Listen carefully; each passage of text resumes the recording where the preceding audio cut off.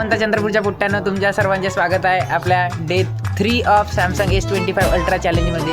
तर आता आपण चाललेलो आहोत कुठेतरी, तुम्ही समोर आता बघा, तुम्हाला माहीतच पडणार. आपण निघलो तर बाहेर जाण्यासाठी, पण आपली स्कूटी चालू नव्हती होत. मग बघा कसा जुगाड लावून मी चालू केलो. तर काय दाखवत आहे मार्किक